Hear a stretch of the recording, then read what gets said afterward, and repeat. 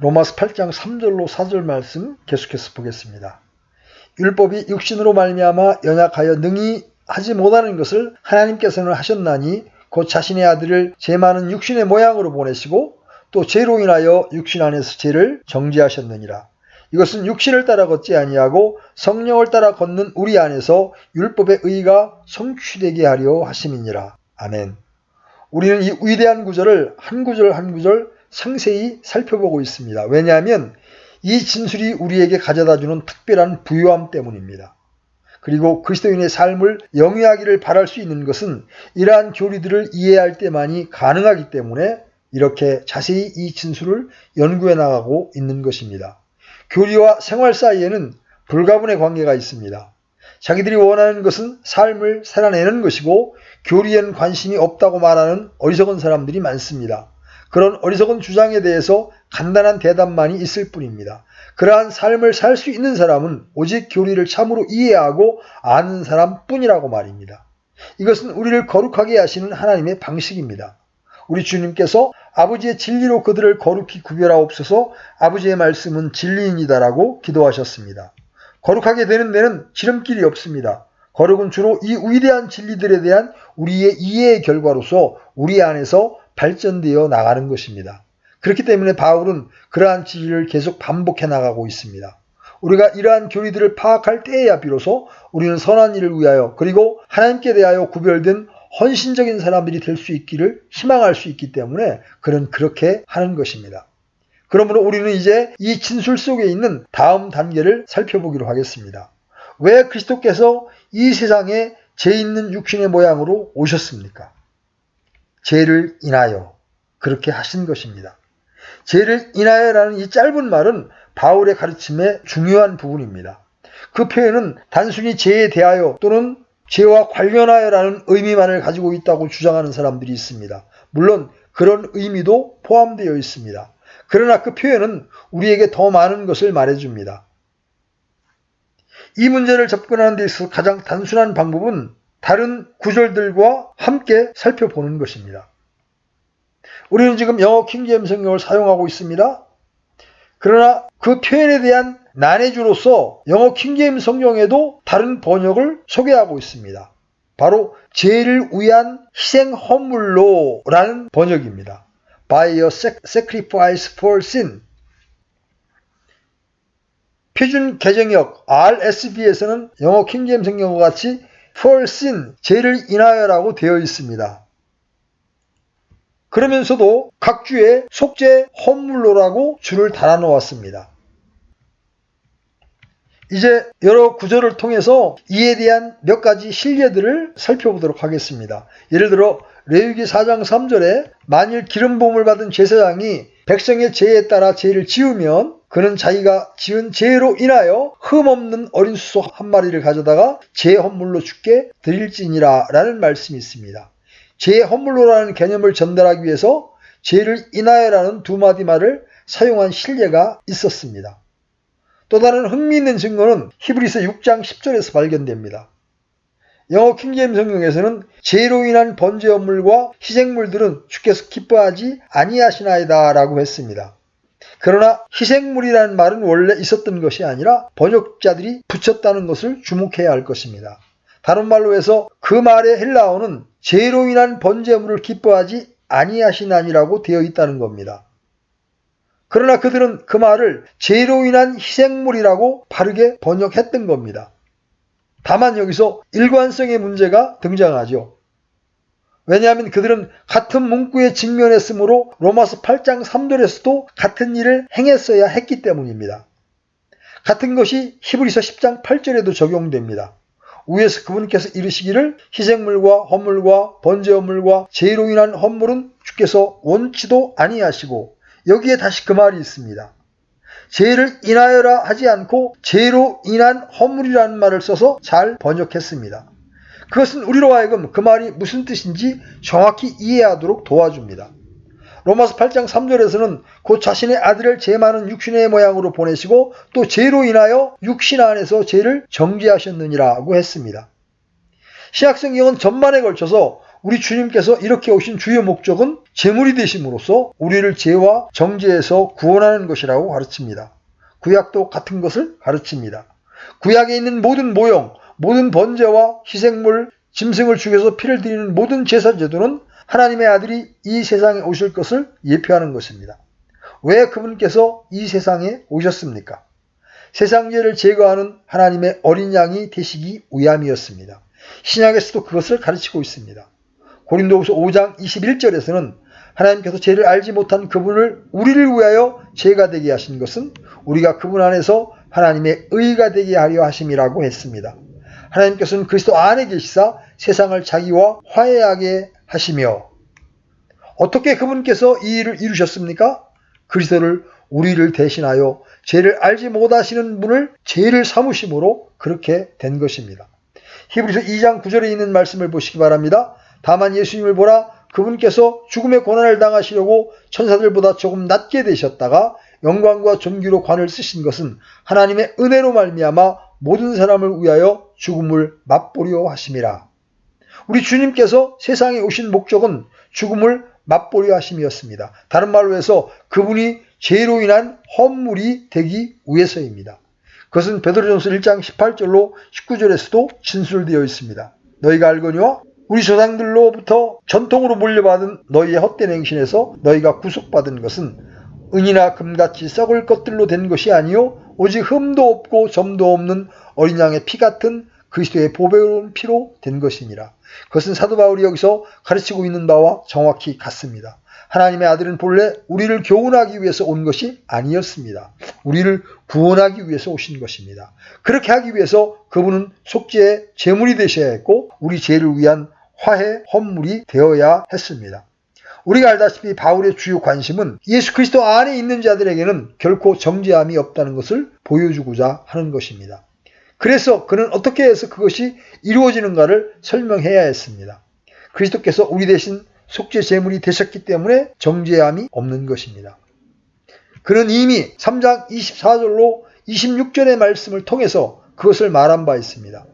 그분을 하나님께서 그분의 피를 믿는 믿음을 통한 화해 헌물로 제시하셨으니, 화해 헌물과 속죄 헌물, 바로 이것이 바울이 여기서 말하고 있는 것입니다. 그러므로 죄로 인하여라는 간단한 두 마디의 말은 우리로 하여금 그가 이제까지 말해왔던 구원의 방식에 관한 모든 것을 요약해주며 상기시켜줍니다. 즉 그것은 하나님께서 우리 죄를 사하시기 위해서 자기 아들에게 우리의 죄를 담당시키고 그 안에서 그 죄들을 심판하심으로써 제공하신 구원의 길에 관한 모든 말씀입니다. 죄를 인하여 하나님께서 왜 자기 아들을 죄 있는 육신의 모양으로 세상에 보내셨는지를 설명해 주는 것이 바로 그것입니다. 여러분이 죄를 인하여라는 구절의 의미에 관해서 명확하지 않는 한 육신의 죄를 정하사라는 구절을 이해할 수 없기 때문에 이 점은 매우 중요합니다. 율법은 할 수 없습니다. 그러나 하나님께서는 그것을 하십니다. 어떻게 하셨습니까? 자기 아들을 죄 있는 육신의 모양으로 보내사 죄로 인하여 그 육신의 죄를 정하심으로써 하셨습니다. 이것은 무슨 뜻입니까? 여기서 많은 혼란이 야기됩니다. 그 말은 단순히 우리 주님께서 완전하고 죄 없는 삶을 사심으로써 죄를 정죄했다는 의미라고 주장하는 자들이 있습니다.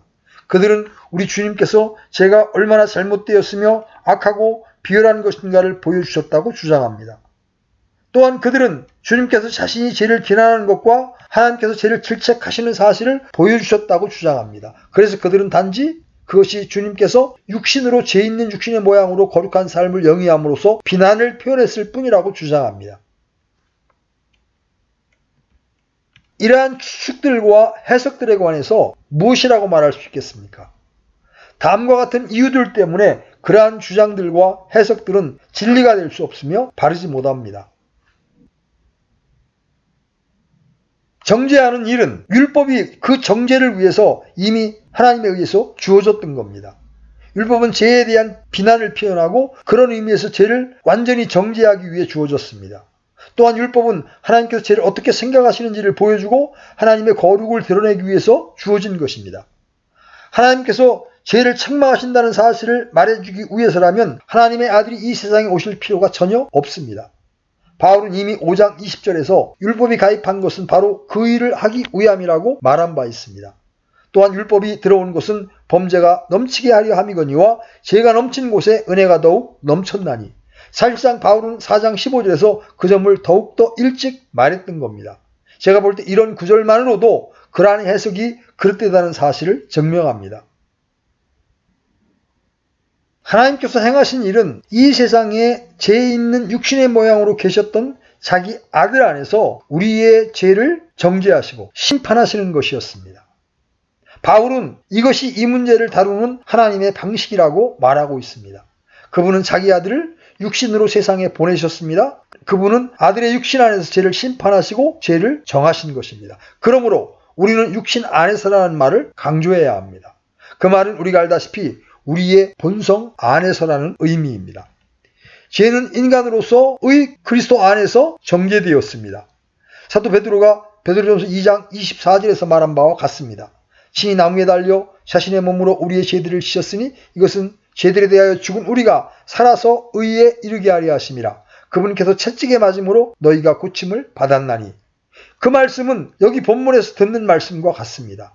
하나님께서 자기 아들의 몸 안에서 죄를 정죄하셨습니다. 그분은 우리의 죄를 짊어지고 계실 때 육신 안에 계셨습니다. 우리의 죄는 그 안에서 심판받았습니다. 사람은 육신 안에서 범죄했습니다. 죄는 육신 안에서 심판받았습니다. 그분은 죄가 심판당하고 이런 방식으로 정죄함 받게 하기 위해서 지상에 오셨습니다. 죄에 대한 심판이 그분에게 내려졌으며 그분에게서 떨어졌습니다. 물론 이 점은 복음의 핵심이요 중심이며 영광입니다. 그 성육신하신 아들 속에서 우리의 죄를 심판하심으로써 하나님은 여전히 의로우시지만 그럼에도 불구하고 예수님을 믿는 자를 의롭다고 하실 수 있습니다. 바울은 그 점을 3장 23절로 26절의 말씀 속에서 말한 바 있습니다. 여기서 바울은 그 점을 이런 방식으로 말하고 있는 것입니다. 다음 단계는 왜 그것이 이런 방식으로 일어났느냐는 것입니다. 하나님께서 자기 아들을 죄 있는 육신의 모양으로 보내시고 죄를 위한 속죄제로 삼으실 필요가 어디 있었느냐는 말입니다. 우리가 전에 지적하였듯이 4절 초반부에 있는 이것은 육신을 따라 걷지 아니하고 성령을 따라 걷는 우리 안에서 율법의 의가 성취되게 하려 하심이라는 구절 속에서 대답을 찾을 수 있습니다. 그러므로 우리는 이 구절을 다시 한번 살펴보아야겠습니다. 율법의 의가 성취되게 하려 하심이라는 말씀이 무슨 뜻입니까? 그 진술의 첫 번째 의미는 율법이 더 이상 우리에게 요구할 수 없다는 것입니다. 율법의 의로운 요구는 주 예수 그리스도의 위격 속에서 만족되었습니다. 율법은 순종을 요구합니다. 주 예수 그리스도께서는 그것을 완벽하게 이행했습니다. 율법은 죄를 심판할 것을 고집합니다. 그리스도께서는 심판을 당하셨습니다. 율법의 의로운 요구가 그리스도 안에서 온전히 이루어진 것입니다. 둘째로 이것은 우리의 칭의를 의미하며 우리가 예수 그리스도의 의로 옷 입었다는 것을 의미합니다. 그러나 다시 저는 우리가 이 점에 멈추어서는 안 됨을 주장합니다. 여기서 더욱더 내포되어 있는 함축적인 의미가 있습니다. 저는 왜 우리가 이 점을 주장하는지를 상기시켜 드리겠습니다. 7장 4절로 6절로 되돌아가 보십시오. 그러므로 내 형제들아 너희도 그리스도의 몸으로 말미암아 율법에 대하여 죽게 되었나니 이것은 너희가 다른 분 곧 죽은 자들로부터 일으켜지신 분과 결혼하게 하려 하며 또 우리가 하나님께 이르는 열매를 맺게 하려 함이라. 여기 그리스도의 몸으로 말미암아라는 표현이 나와 있죠. 이 말씀은 죄가 육신 안에서 정죄함을 받도록 하기 위해서 하나님께서 아들을 속죄제물로 보내셨다는 것을 다르게 상기시키고 있는 말씀입니다. 그 때문에 우리는 그리스도의 몸으로 말미암아 율법에 대하여 죽게 되었습니다. 그러나 거기에만 머물지 않습니다. 죽은 자들로부터 일으켜주신 분과 결혼하게 하려 하며 또 우리가 하나님께 이르는 열매를 맺게 하려 함이라. 여기 8장 4절에서 우리가 본 바와 같은 논증이죠. 복은 칭의에만 머물지 않습니다. 그것은 단순히 우리가 의로우며 그리스도의 의로 옷 입었다는 사실을 선언하는 진술에 불과한 것이 아닙니다. 그 이상이 있습니다. 우리는 하나님께 대하여 열매를 맺어야 합니다.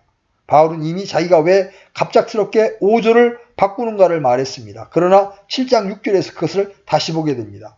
우리가 붙들었던 것 안에서 죽었으므로 이제 우리가 율법에서 구출되었나니 이것은 우리가 영의 새로운 것 안에서 섬기고 글자의 낡은 것 안에서 섬기지 아니하게 하려 함이라. 섬기라는 말에 주목하십시오. 새로운 방식으로 섬기라는 것입니다. 달리 말해서 바울은 의롭다함을 받는다는 점에 머물지 않습니다. 즉 그리스도의 의로 말미암아 의롭다함을 받았다는 선언에만 그치지 않는다는 것입니다. 전가된 의보다 더한 것이 있습니다. 물론 이 전가된 의도 존재합니다. 그러나 우리는 이 생에서 열매를 맺어야 합니다. 새로운 방식으로 섬겨야 합니다. 영의 새로운 것으로 섬길 것이요 글자의 낡은 것으로 하지 아니할지니라. 저는 왜 하나님의 아들이 우리가 이러한 새로운 방식으로 섬겨서 하나님께 대하여 열매를 맺히도록 속죄 제물이 되셔야만 했던가에 대한 이유를 말씀드리려고 합니다. 제가 여기서 그 점을 말하는 것은 이 시점에서 그런 문제가 떠오를 것 같기 때문입니다. 그에 대한 답변은 우리가 율법에서 구원받고 난 다음에 비로소 이러한 새로운 방식으로 살 수 있게 되며 하나님께 대하여 열매를 맺을 수 있다는 겁니다. 우리가 율법 아래 있는 동안에는 하나님께 대하여 열매를 맺을 수 없습니다. 먼저 율법에서 벗어나야만 합니다. 여기 8장 2절에서 바로 그것을 말하고 있습니다. 이는 그리스도 예수 안에 있는 생명의 성령의 법이 죄와 사망의 법에서 너를 해방하였습니다. 또한 4절의 말씀도 2절에 있는 그 진술을 해석한 것에 불과합니다. 그러므로 바울은 이제 왜 우리가 율법에서 벗어나는 것이 그처럼 필수적인 일인지, 주 예수 그리스도가 죄를 위한 속죄 제물이 되고 죄가 그분의 육신 안에서 그런 방식으로 정죄됨으로써 어떻게 그런 일이 실제로 성취되었는지를 보여주고 있는 겁니다. 다음 질문과 관련해서 그 문제를 보십시오. 우리의 대속물이고 우리의 죄를 담당한 분이시며 죄를 위한 속죄 제물이고 하나님의 어린 양이신 그리스도의 죽음으로 인해서 어떻게 율법의 의가 우리 안에서 충족될 수 있습니까? 본래 우리는 죄의 통치와 지배와 세력 아래에 있었습니다. 5장과 7장에서 그 점을 자세하게 말하기 때문에 다시 입증할 필요가 없습니다. 그러면 어떻게 우리가 죄로부터 구원받을 수 있습니까? 바로 그것이 문제입니다. 분명히 그런 가르침에 비추볼 때 첫 번째로 해야 할 것은 쏘는 것이 죄로부터 제거되어야 한다는 겁니다. 죄에 쏘는 것, 죄의 권능과 세력은 율법입니다. 그래서 만일 죄의 세력부터 벗어나기를 바란다면 저는 죄로부터 그 힘을 제거할 수 있는 것이 무엇인지를 알아야 합니다. 그러므로 제 문제는 제가 어떻게 하면 죄에게 권능을 주는 율법을 제거할 수 있느냐 하는 것입니다. 이 문제에 대한 해결책은 하나밖에 없습니다. 그것은 하나님께서 채용하신 방법입니다. 죄로 인하여 자기 아들이 죽는 방법밖에 없습니다. 그리스도께서 믿는 모든 자에게 의가 되시기 위하여 율법의 끝마침이 되시느니라. 어떻게 그분이 그 일을 하십니까? 율법의 교훈을 지킬 뿐 아니라 율법이 선고한 심판을 담당하시고 죄와 죄인에게 내려져야 할 요구를 담당하심에 있어서 그리스도는 율법의 요구를 완전히 충족시키셨습니다. 그리고 이 모든 것이 그리스도를 통해서 이루어졌기 때문에 이제는 더 이상 율법이 그리스도 안에 있는 우리에게 어떻게 할 수 없습니다. 그리스도는 우리에 관한 율법의 모든 가능한 수단을 고갈시켰습니다. 그분은 율법의 마침이 되십니다. 그러므로 율법은 제게 아무것도 말할 수 없고 신자에 관한 율법은 무능합니다. 게다가 율법이 죄의 권능이기 때문에 율법이 힘을 상실할 때 죄도 그 권능을 상실합니다.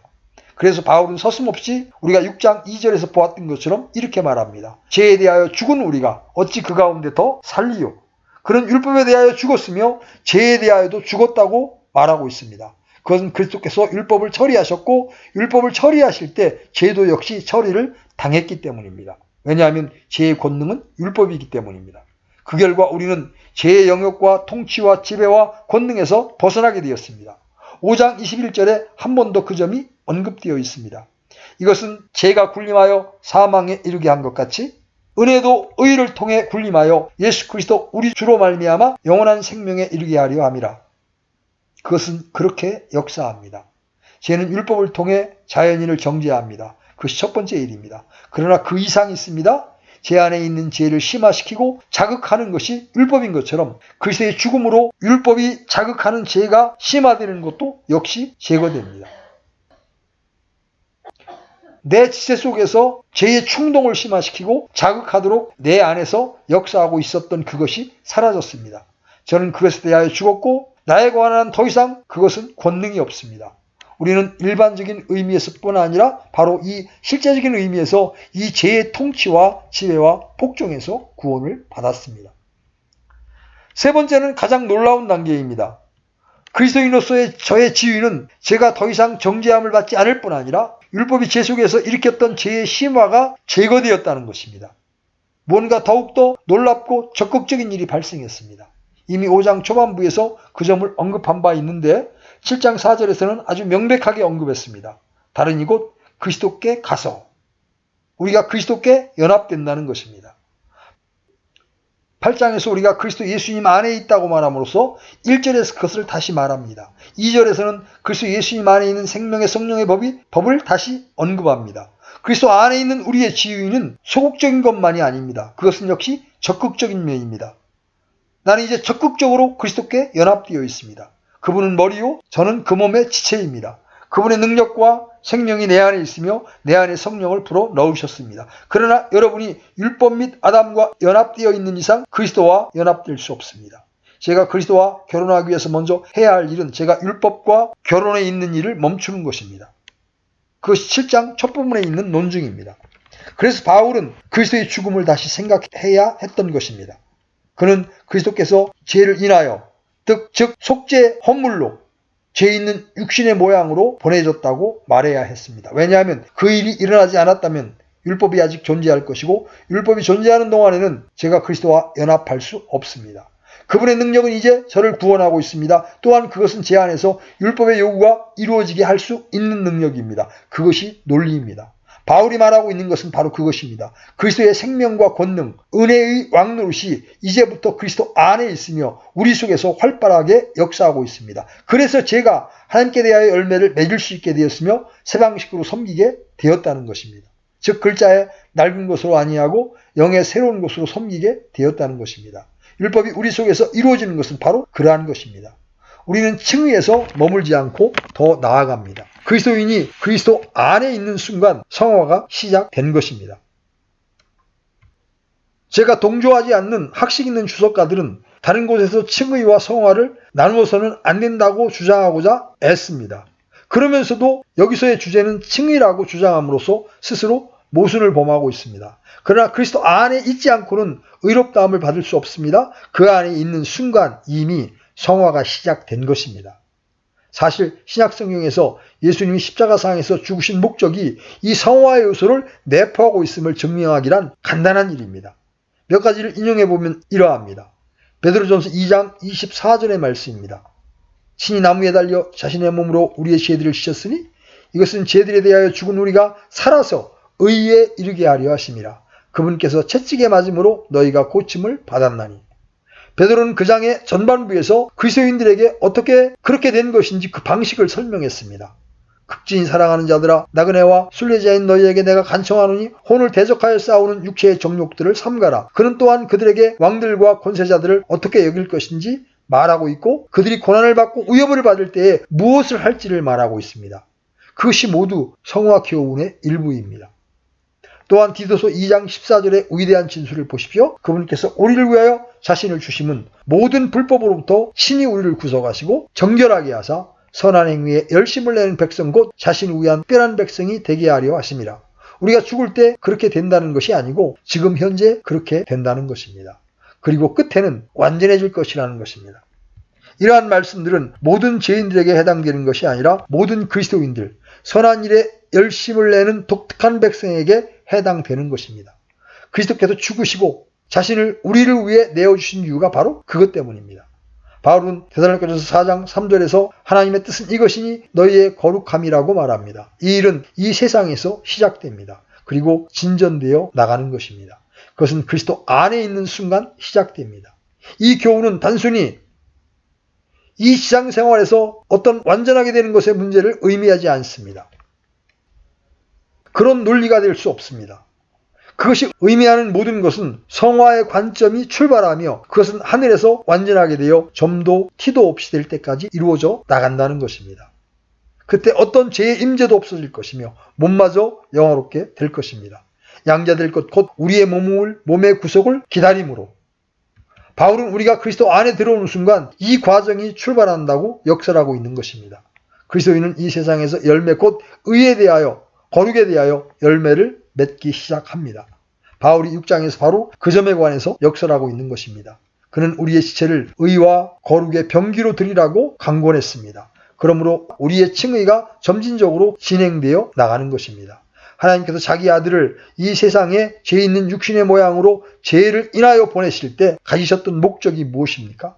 그분은 이미 6장 6절에서 우리가 이것을 알거니와 우리 옛사람이 그분과 함께 십자가에 못 박힌 것을 말합니다. 왜? 죄의 몸이 멸하여 다시는 우리가 죄에게 종노릇하지 아니하려 함입니다. 다른 말로 해서 율법의 요구가 육신을 따르지 않고 성령을 따라 행하는 우리에게 이루어지기 위해서입니다. 율법은 한쪽으로 제쳐놓여졌습니다. 그리고 우리는 그것에 대하여 죽었습니다. 그것에서 벗어났습니다. 죄가 우리를 향하여 가진 능력과 왕노릇의 권세를 뺏기게 되었습니다. 비록 그것이 우리 몸속에 남아있지만 그것은 더 이상 우리의 주인이 아니요 우리로 더 이상 그것의 지배와 통치 아래 있지 않습니다. 그것은 우리를 걱정시키며 괴롭게 합니다. 그러나 그것이 왕노릇은 하지 못합니다. 왜냐하면 우리가 이 새로운 영역 속에 있기 때문입니다. 우리는 이제 그리스도와 연합되었으며 그분과 결혼했습니다. 그래서 그분의 능력이 우리 안에 있습니다. 우리는 이제 두렵고 떨림으로 우리의 구원을 드러낼 수 있게 되었습니다. 왜냐하면 우리 안에서 역사하시는 이가 하나님이시기 때문입니다. 그분은 이제 그분의 선하신 뜻을 두고 행하고 계십니다. 다음 구절에서 바울은 제가 말하였던 것을 보다 더 결정적으로 입증하며 증명할 것입니다. 그리고 그것에 대한 해설에 지나지 않는 다음에 오는 구절들로 나아가게 될 것이라는 말입니다. 우리가 파악해야 하는 큰 중심 원리는 하나님께 감사하게도 다음과 같은 것입니다. 율법은 우리를 구원할 수 없습니다. 그것은 그렇게 하는데 완전히 실패했고 그렇게 할 의도도 없었습니다. 사실 제 안에 있는 우리에게 해당되는 것 때문에 우리는 율법에서 해방되어야 하는 상태에 있습니다. 그것 즉 어떻게 죄와 사망의 법에서 해방될 것인가라는 것이 첫 번째 문제입니다. 하나의 길만 있을 뿐입니다. 그것은 하나님의 아들이 하늘 보좌를 떠나서 죄 있는 육신의 모양으로 태어나 이 세상에서 살아야만 했다는 것을 뜻했습니다. 그분은 속죄 헌물이 되셔야 했고 우리의 죄가 그분에게 지워져야만 되었으며 그 안에서 심판당해야 하셨습니다. 그분은 우리 모두를 구원하는 아버지의 명에 복종하셔야만 하셨습니다. 제가 그분 안에서 정죄받기 위해서입니다. 주께서 그렇게 하셨기 때문에 그분과 그분의 생명의 능력에 연합될 수 있는 것입니다. 그래서 그 안에 있던 성령이 우리 안에 있으며 그래서 율법의 의가 우리 안에서 충족되는 것입니다. 아멘. 오늘 여기까지 하겠습니다.